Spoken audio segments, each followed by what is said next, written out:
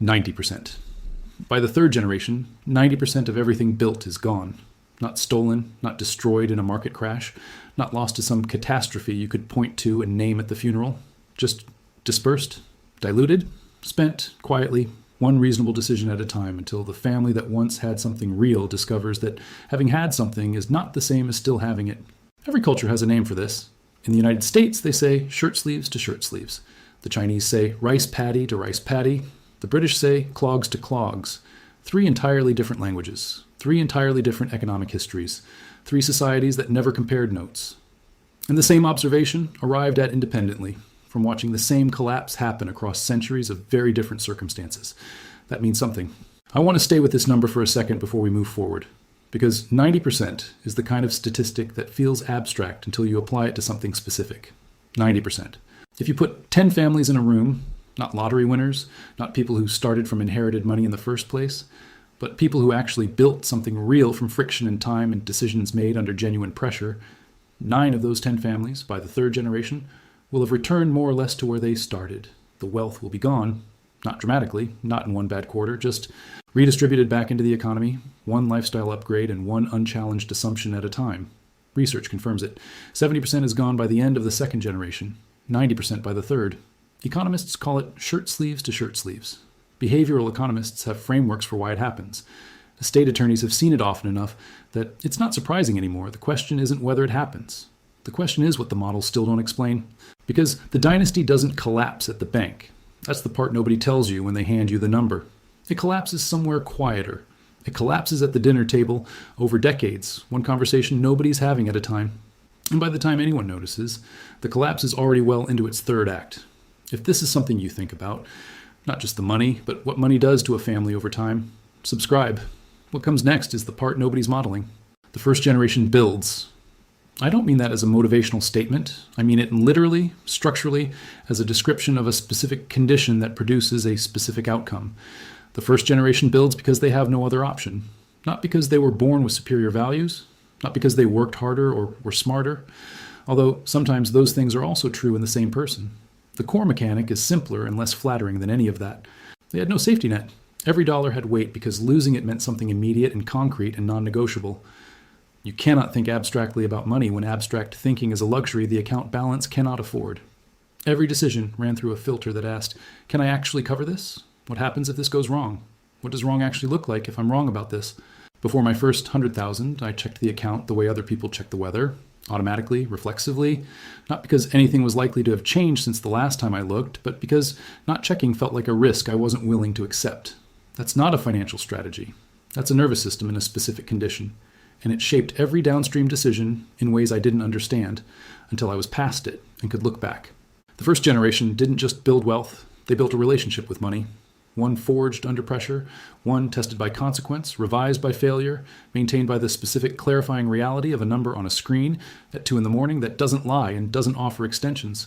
That relationship, that particular set of reflexes and instincts, the calibration that comes from years of decisions that actually cost something if they were wrong, that is not something you can put in a will. The rule. What the first generation passes on is the outcome of the relationship, not the relationship itself. The house, the brokerage account, the name that carries weight in certain rooms. The relationship stays with the person who built it. When that person is gone, the relationship is gone too, and what remains is the number without the architecture of understanding that built it. The second generation watched. They understood, at least partially, what it cost. They saw the behavior. They heard the conversations about tight months and margins and the years when things were genuinely close. They were careful, not as careful, but careful enough that the wealth, in most cases, survived them. Here's what happens to the second generation that almost nobody talks about. They grew up with the anxiety without the mechanism that created the anxiety. They inherited the emotional memory of scarcity without the actual daily experience of scarcity. And that produces something very specific, a financial psychology that sits somewhere between the hard, calibrated instincts of their parents and the comfort they're about to give their own children. They understand the map without having had to navigate by it. And a map you've never had to use is a different object than one that got you out of somewhere. The shift. Not dramatic, not announced. The second generation starts making decisions from a slightly different position. Not from zero, but from something. The margin for error is wider. A bad decision is still real, still costly, but it's no longer immediately catastrophic. And somewhere in that widened margin, the relationship with money begins to change. not corrupt, change. The urgency softens. The reflex checks slow.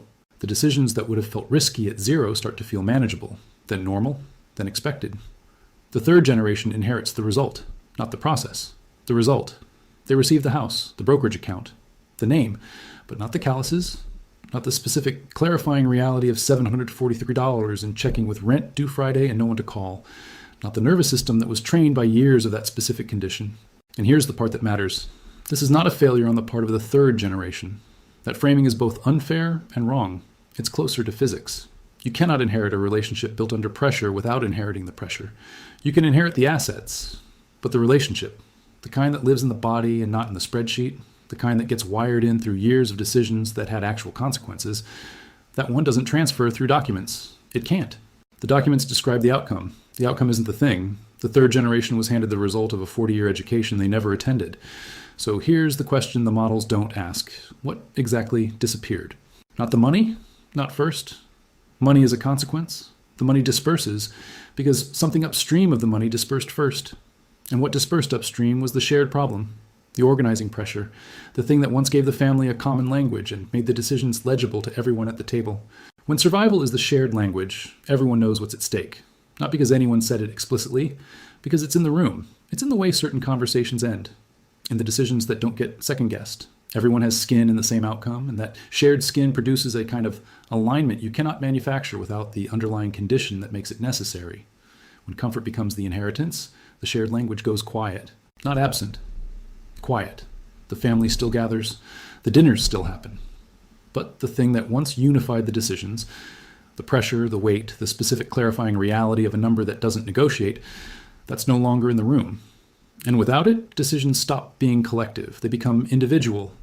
And individual decisions, made separately, each optimizing for a slightly different version of what enough means, produce the dispersal.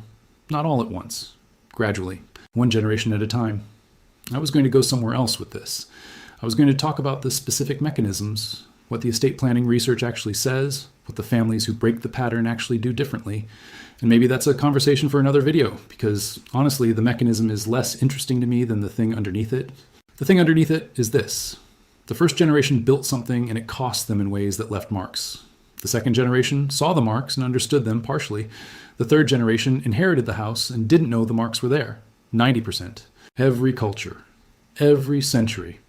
Not because of bad luck or bad planning or bad markets, because the thing that built the wealth, the specific relationship with money forged under actual pressure, the one that lives in the body, not the spreadsheet, cannot survive the exact conditions it worked so hard to create. The dynasty collapses at the dinner table, long before anyone checks the balance, long before the number changes. It collapses in the silence between what's understood and what gets passed on. The machine doesn't negotiate the terms. It opens every morning and takes whoever shows up, consistently, patiently, without flinching. The capital compounds. The decisions compound. The distance compounds. 90%. It always starts there.